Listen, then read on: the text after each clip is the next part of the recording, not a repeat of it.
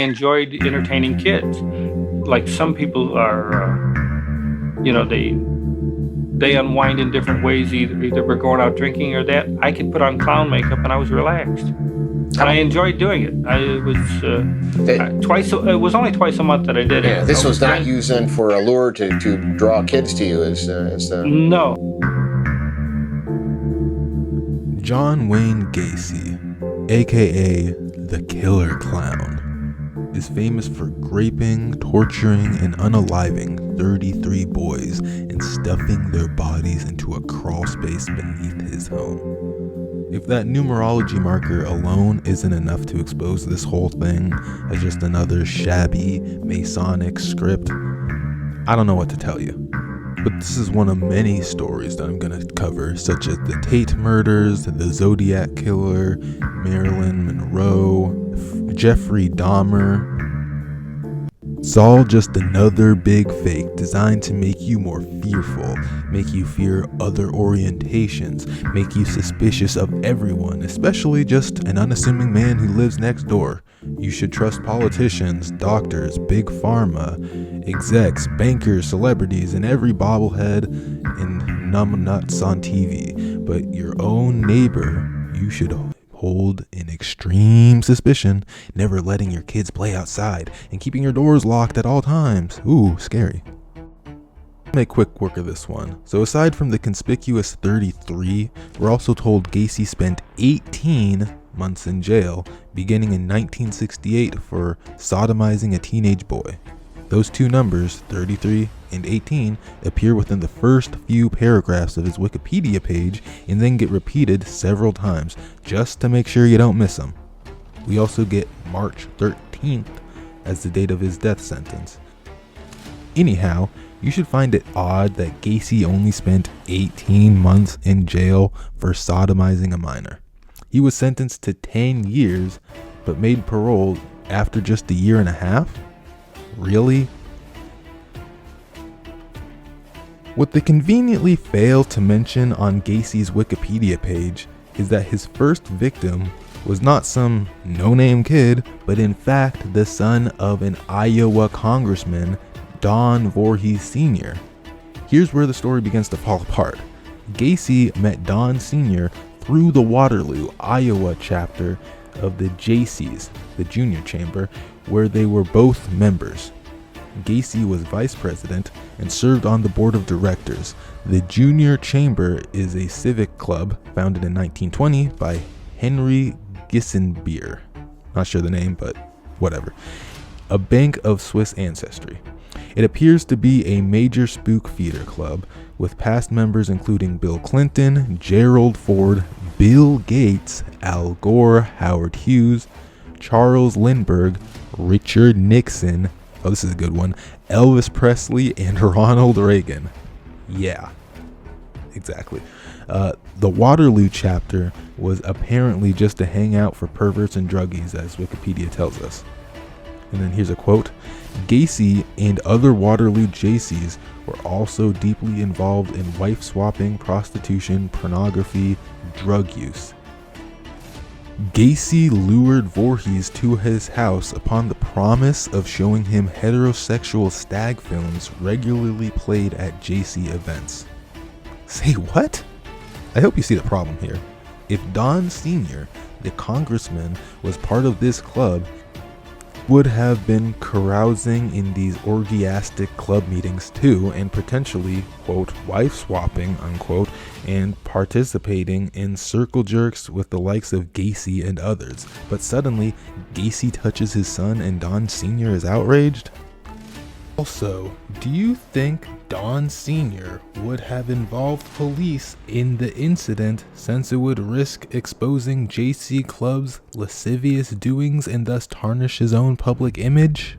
I'm sorry, but if you don't want your son molested by a pervert, don't hang out with a bunch of perverts. Let's be clear, Gacy probably was a pervert. That's what these spook clubs are mostly about. They're modern gymnasiums where older elites, quote unquote, mentor younger gay elites. Now, I'm not saying there's anything wrong with that. I have no issue with anyone's what would you call it, orientations or their activities. I don't care what you do, right? But what they want us to believe is the JCs sat around watching straight porn, swapping wives, but you can bet it was strictly a sodomite gathering. If Gacy did not have an encounter with Don Jr., I'm sure it didn't happen the way we're told. Wikipedia tells us Gacy, quote, persuaded him to engage in mutual oral sex, adding, quote, you have sex with a man before you start having sex with women, unquote. Gacy tricked several teenagers into believing he was commissioned to conduct homosexual experiments in the interests of scientific research and paid them up to $50 each, unquote, from the Wikipedia article. So now you watching this video, if you yourself are straight, do you think you could be tricked into performing a homosexual experiment? Do you think you could be tricked or persuaded into performing homosexual acts? Mind you, that is the word used here. It says that Don Jr. was, quote, persuaded, unquote, to go down on Gacy, not that he was forced or coerced into it. In any event, all this encounter proves is that Gacy was a pervert who hung out with a bunch of elite perverts. Which prompts the obvious question, was Gacy also from an elite family? We're told his father was an auto mechanic and the son of a poor Polish immigrants.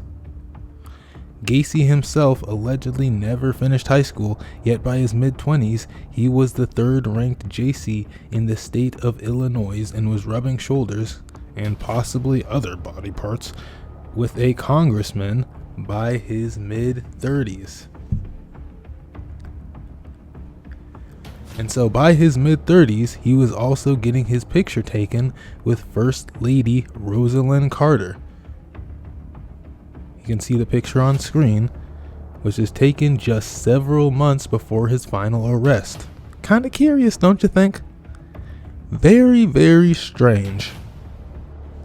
So now we're told that despite failing high school, Gacy somehow enrolled at Northwestern Business College and graduated at 21.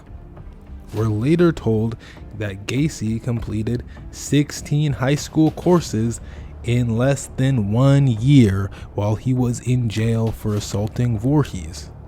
Why go back and complete high school if you already had a business degree, bruh?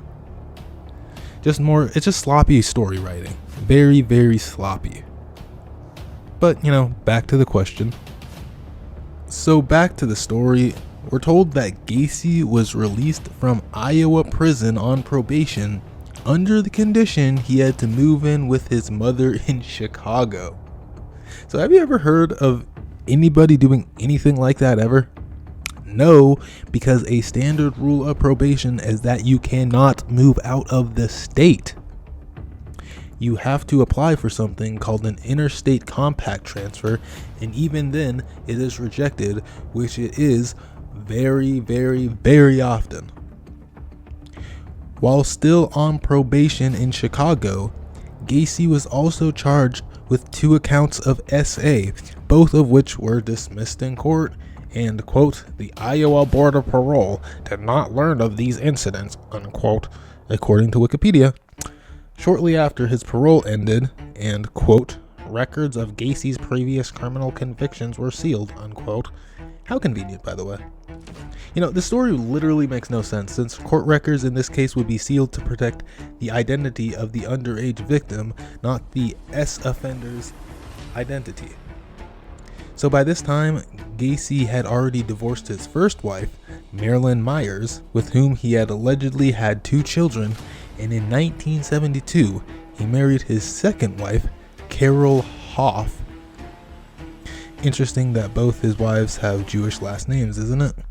As usual, they throw these names at you without any really admitting these people are of that ethnicity. You're not supposed to realize that Gacy was actually Katz/Cohen, who married Myers, and a Hoff. Anyhow, this is just months after his first murder, according to the timeline.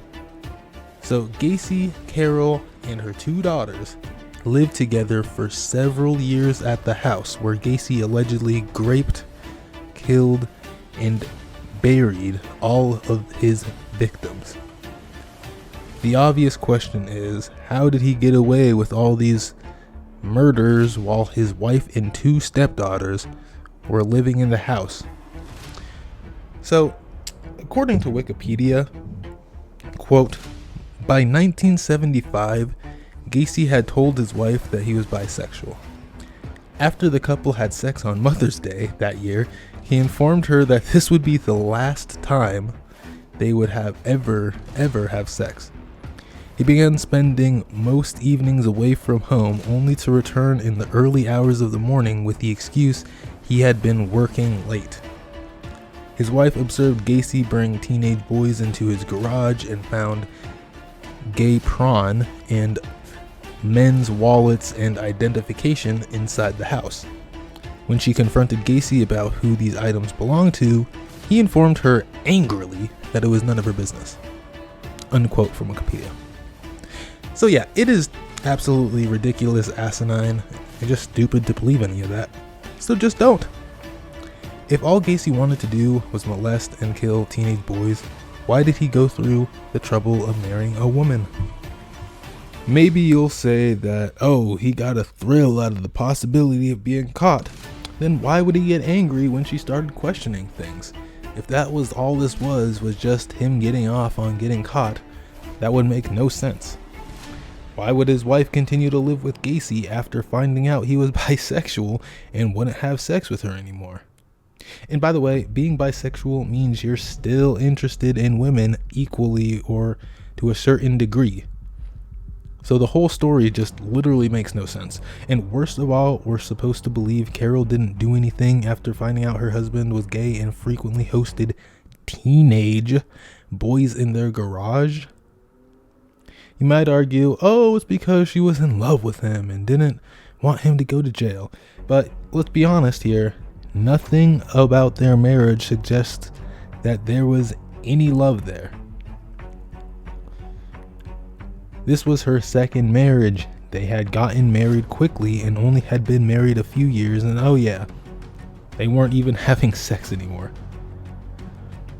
So the more likely story is that 1, they were never really married and she was just his beard for the project.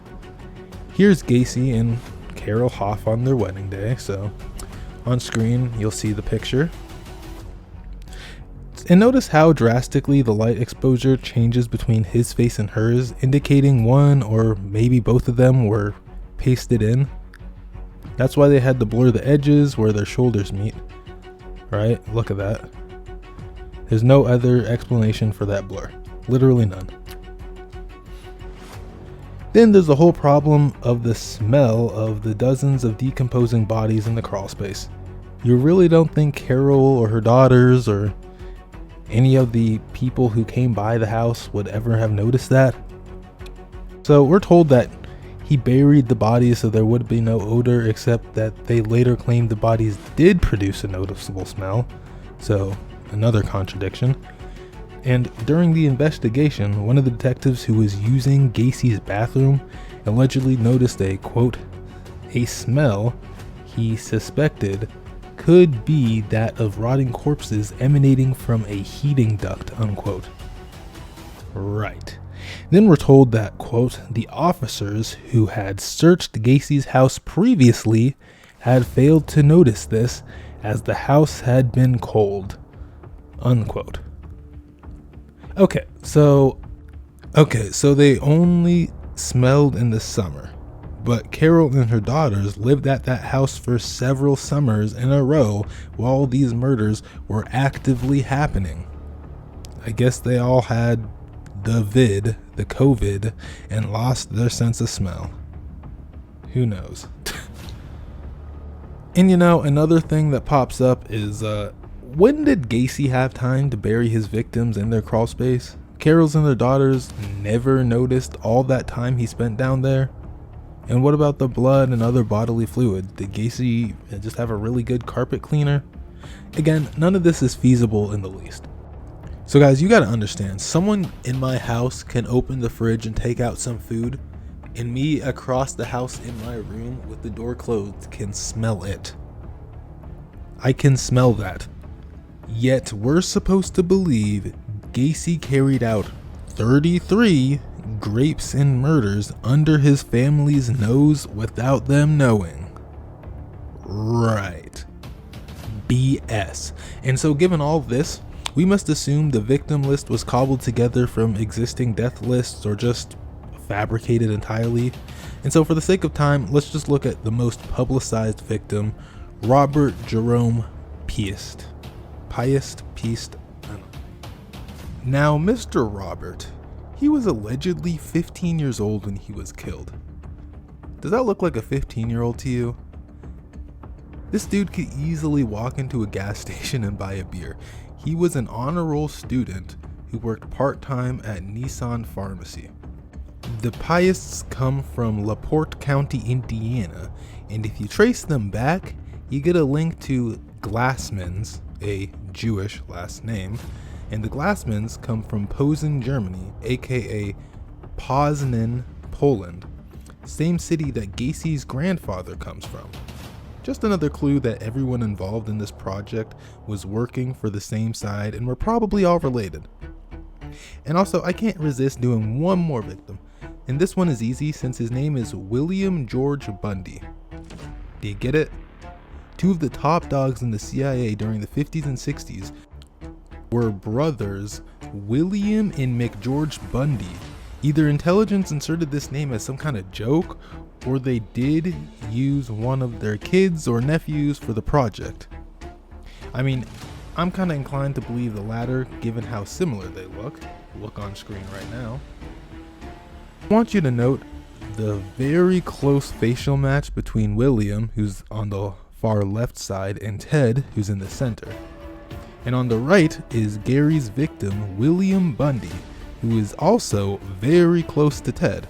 And aside from the part in their hair being reversed, William's picture could easily pass as a photo of teenage Ted. But moving on, Gacy's attorney was Gregory Adamski, which is a Polish Ashkenazi name.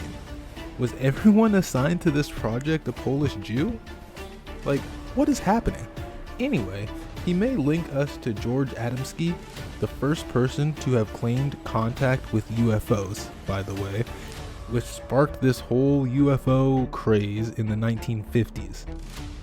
George Adamski came out of the military and pushed the fake Theosophy movement, starting a cult outside San Diego, which just happens to be stiff with military bases, by the way. Told friends that the year 1933 was when he, quote, had to get into this saucer crap, unquote. Had to, as in he was assigned to it. Gacy's other attorney was Adamski's wife, Karen Conti, as you can see here in this photograph with Gacy. And so we're told Conti and her husband decided to defend Gacy because they were both strongly against the death sentence, not because they believed he was innocent. Okay, so you tell me, if you knew this guy was a serial rapist and brutal murderer of underage boys, would you saddle up that close to him for a picture? And you're looking that happy? Yeah, of course not. That would be stupid. So, and here's Gacy's mugshot from his final arrest in '78. So actually, here are two mugshots. Yeah, there are apparently two versions of this mugshot that you've seen throughout this video. And I hope you were paying attention, by the way, to the dates. So one set was taken on 12/21, and another was taken on 12/22. The booking number is different, by the way. So I guess he was arrested twice? Or maybe they're just messing with us? So, take a look at these photographs from the crime scene investigation. Do you notice something amiss? And you've seen clips of this throughout this whole video. So why are they carrying decomposing body parts in bedroom sheets?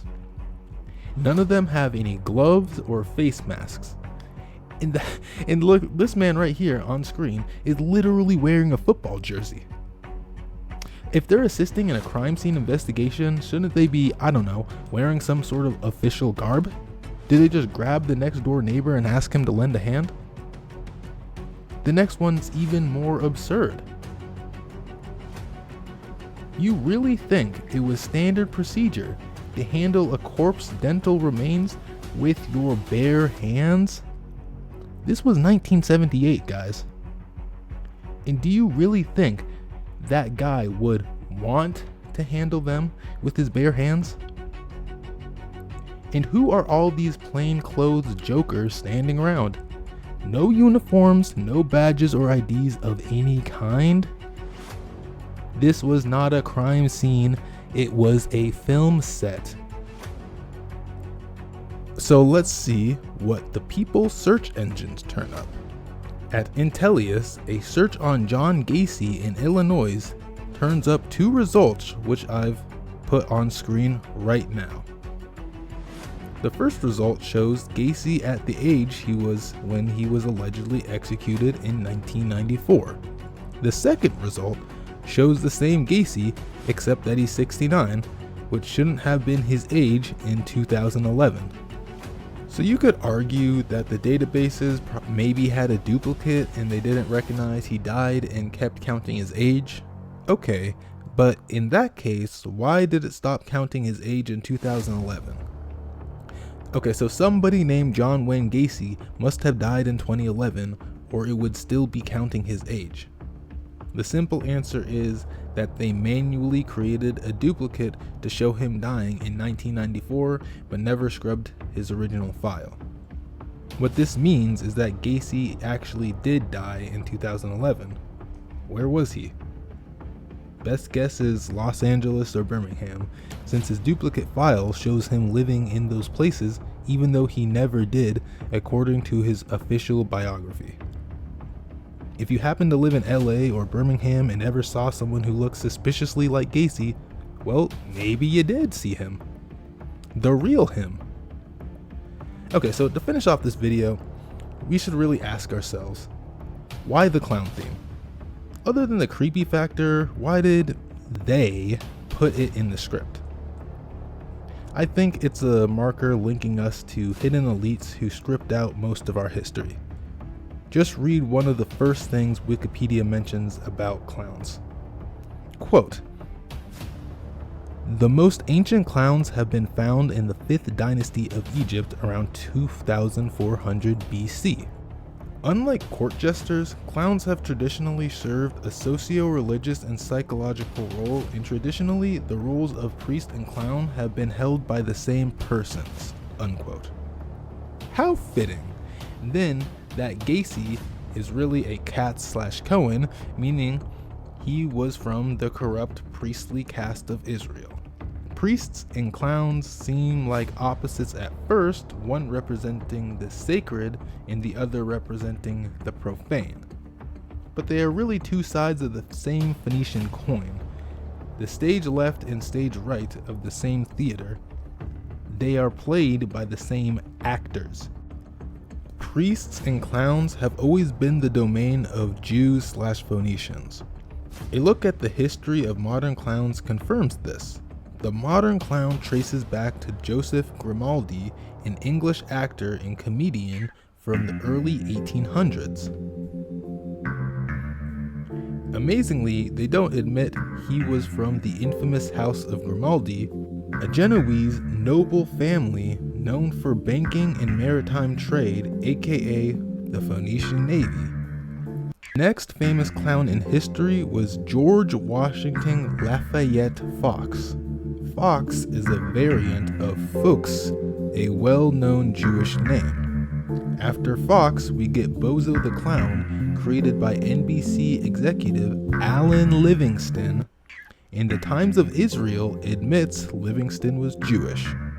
So Livingston is really Levinson from the tribe of Levi, aka the priestly tribe, Bozo was famously portrayed on TV by Frank Stevens, aka Frank Average, also Jewish.